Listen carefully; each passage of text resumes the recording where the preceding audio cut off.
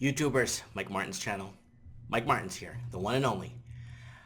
I got a story to tie in with the other story I did 4 stories ago about empty homes in Toronto, empty homes in Vancouver. That's just focusing on the cities. I got a screaming article here. It's on fire, and I want to read this to you guys. It's by Kerry Gold from the Globe and Mail. And it says, BC's empty home problem moving beyond just Vancouver. So we're going out of the city now, baby. Empty homes aren't just Vancouver's problem anymore. They are a problem throughout BC, some municipalities more than others. New data from Statistics Canada 2016 census shows that the story varies from region to region, with Delta seeing major increase and New Westminster enjoying a significant drop. We are struggling to figure out what, in quotations, the data is telling us and what it means. But what makes it even more interesting is the real estate market has been very active in the city of New Westminster, and we've seen significant development and population growth, said New Westminster Mayor Jonathan Cote. To me, it's showing that, for some reason, the investment in real estate here is being driven by those who actually want to live in the community, as opposed to external factors that might be buying strictly for investment purposes. That's what you want. That's exactly what you want, people. You want people to grow the community and not leave the whole town abandoned.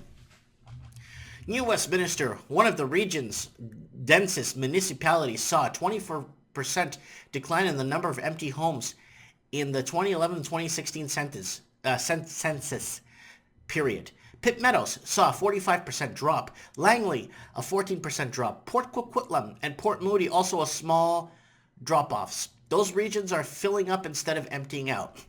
Once again, the Vancouver brain drain. Everyone's leaving Vancouver and relocating in other cities across the province.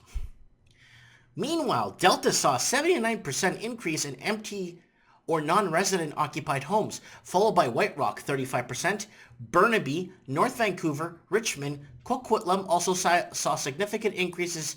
Vancouver saw a 15% increase in empty and non-residential units. Wow, that's huge.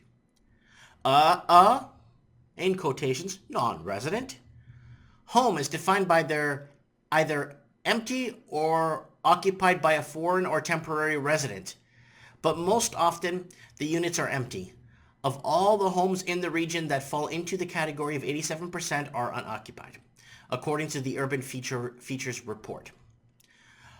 Part of the empty home problem is the speculative, I get that wrong every time, buying, which can take the form of a flip, a property to be held or used as short-term rental, such as Airbnb, as opposed to a dwelling that doubles as an asset over time. In Vancouver's downtown, were Coral Harbour, 22.2% empty or non-resident occupied, and the census tracked each of its 18.2%. The effect of short-term rental and seasonal use is probably playing out, but other, less obvious Vancouver neighborhoods also showing signs of emptiness. But I'm pretty sure if some mathematician was to sit down and take all these numbers and put all the numbers to the left of Vancouver, what's happening and how it's being abandoned, and then taking it over to the right to see all the cities that are filling in, like I said at the beginning of the article, where there's cities actually filling in and there's no more empty, the emptiness is disappearing and they're being occupied, you would just see that there would be a massive trend of relocation, of people leaving the city to move out of the city. The Marine Gateway neighborhood has 24% non-resident rate, as the Joyce Collingwood, which is an urban-oriented transit hub. There are 609 empty or non-resident units in the Marine Gateway 791, such as Eunice Joyce Collingwood neighborhood, which is Vancouver densest neighborhood. That translates into 24.4% non-resident homes. The census data was analyzed and compiled by Andy Yan, a director of Simon Fraser University program. Mr. Yan has been studying the empty and underused home trend for the past 9 years. Now that's true data. That's good. Not the past 9 hours or the past 9 weeks. This gentleman, Mr. Yan, has been following this trend for the past 9 years. Then he goes on to say, speculation is one of our prime suspects, says Mr. Yan. We don't know why, but we know it's contracted in a few neighborhoods. So basically it's targeting specific neighborhoods or specific areas of the city. Finding out why, almost impossible. It could just be a trend. For many, empty home or undersized homes are tangible proof of the commodification or financialization of housing. Wow. There are those who will argue that an increase of supply is necessary to be subdue the market, to remove the pressure of scarcity. However, housing marks in what Mr. Yan calls hedge cities. That's a cool name. Hedge cities, such as Vancouver, are fueled by unprecedented wealth coming from outside. Without addressing the speculative nature of the market, how much effect will supply have?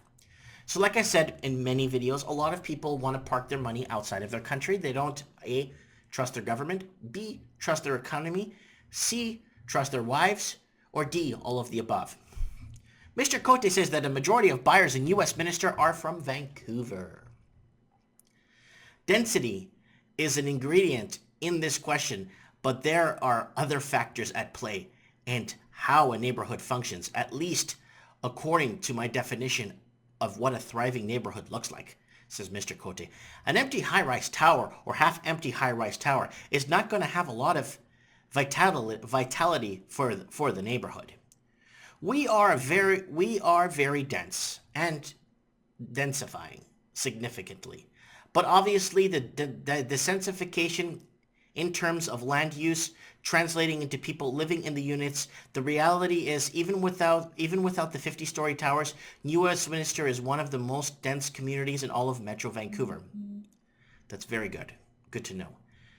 Assistant Professor, SFU, School of Public Policy, Josh Gordon says the numbers probably show the migration pattern of young families. That's exactly what it is. My family's young. I'm old. My family's young. I have kids. I got babies.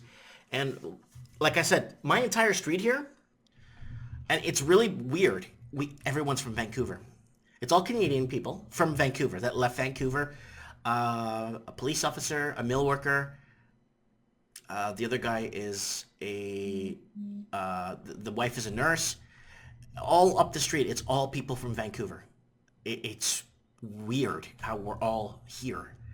And on my street, there's 3 mics. I'm one of them.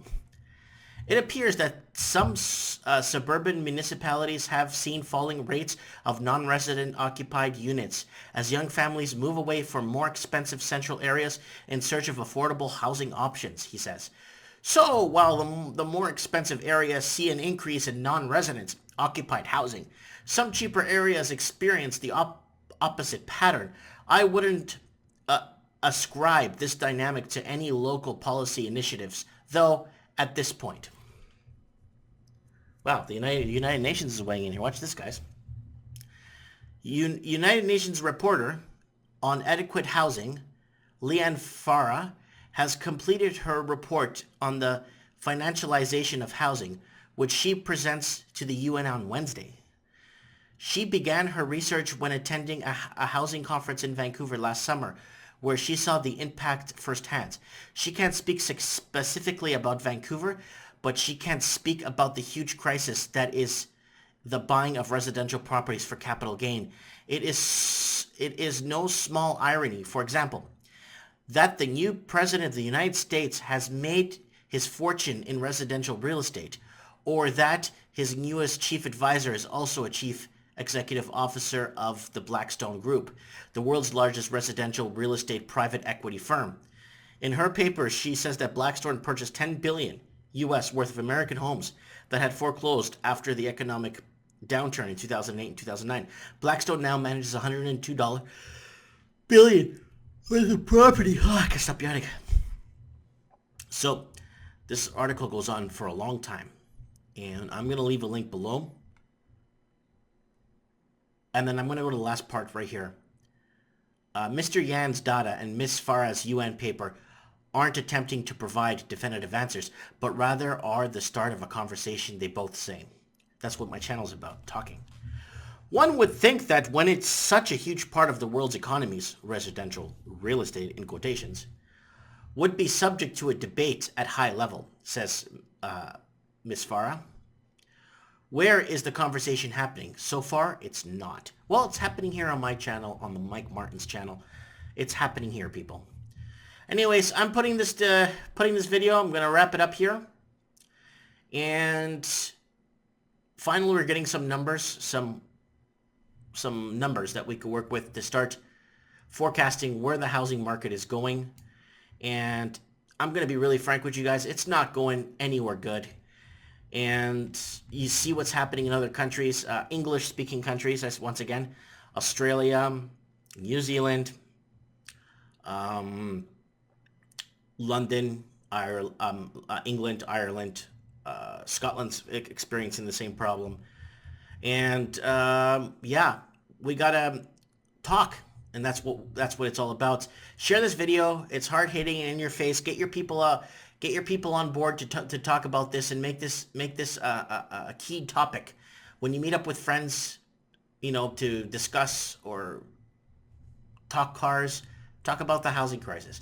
When you meet up with friends for coffee and play board games or something, talk about the housing crisis. Bring it up all the time.